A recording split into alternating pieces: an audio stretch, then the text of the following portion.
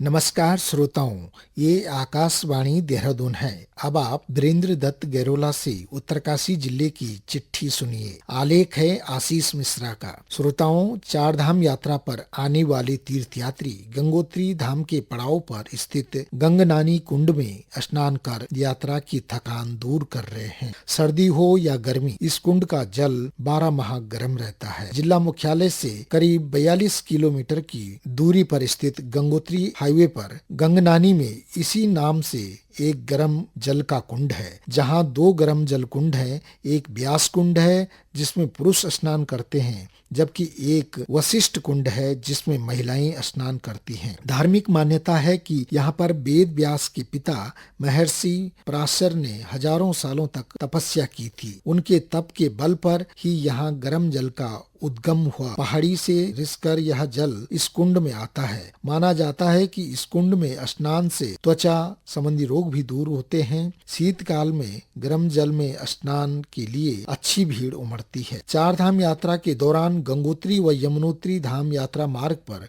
अब तीर्थयात्री न केवल आध्यात्मिक आनंद प्राप्त कर रहे हैं, बल्कि उन्हें स्थानीय स्वाद व संस्कृति से भी रूबरू होने का मौका मिल रहा है। गंगोत्री यात्रा मार्ग पर हीना पार्किंग स्थित पंजीकरण जांच केंद्र में स्वयं सहायता समूहों की ओर से तीर्थयात्रियों को स्थानीय उत्पाद उपलब्ध कराने के साथ पहाड़ी पकवानों की थाली परोसी जा रही है। 150 रुपए की इस थाली में लाल चावल, पहाड़ी दाल, चौसा, मक्खन, मंडवे की रोटी, रायता, गहत की दाल व फाफड़ा आदि शामिल हैं। विनायक समूह गणेशपुर की महिलाओं के द्वारा स्वादिष्ट पहाड़ी पकवान तैयार किए जा रहे हैं। कैंटीन का संचालन सरिता पवार, सीता देवी, पुष्पा चौहान के द्वारा किया जा रहा है। खरसाली गांव के माँ यमुना ग्राम संगठन से जुड़ी 30 महिलाएं माँ यमुना भोग प्रसाद तैयार कर रही हैं। यह प्रसाद श्रद्धालुओं को यमुनोत्री धाम में विशेष स्टॉल पर उपलब्ध कराया जा रहा है,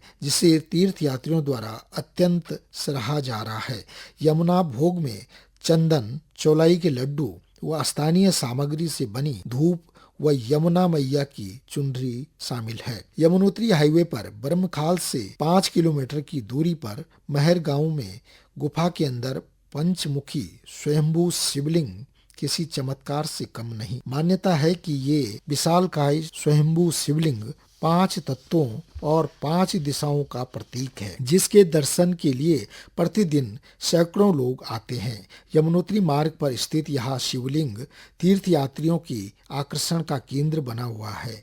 चार धाम के प्रथम मार्ग यमुनोत्री राजमार्ग पर महर गांव में भगवान शिव की एक ऐसी गुफा है, जिसके अंदर प्राकृतिक गुफा में पंचमुखी शिवलिंग स्वयंभू के रूप में है। शिवलिंग पर 4 और शिवलिंग की आकृतियां हैं, जिनका नाम सधो जात, वामदेव, अघोर, तत्पुरुष और ईशान है। यहाँ भगवान शिव गुफा में विराजमान हैं और गुफा के अंदर पार्वती, गणेश, मूषक, नाग, कार्तिकेय, शंख और गरुड़ देव की प्राकृतिक आकृतियां बनी हैं, जिनके दर्शनों के लिए श्रद्धालु लंबी कतारों में खड़े होकर अपनी बारी का इंतजार करते हैं। गंगोत्री हाईवे के किनारे स्थित खेड़ी झरना इन दिनों यहाँ से गुजरने वाले तीर्थयात्रियों और पर्यटकों के लिए आकर्षण का केंद्र बना हुआ है।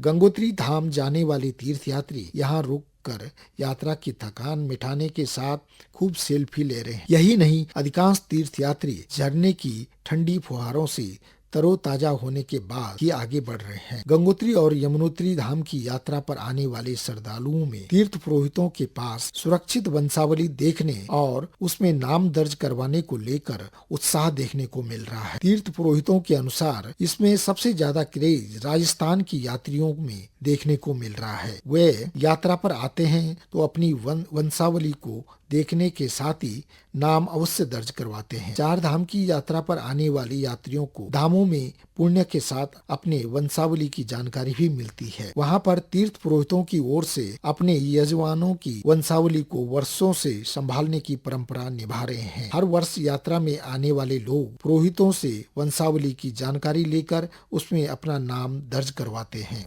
इसी के साथ जिले की चिट्ठी का ये अंक समाप्त हुआ। नमस्कार।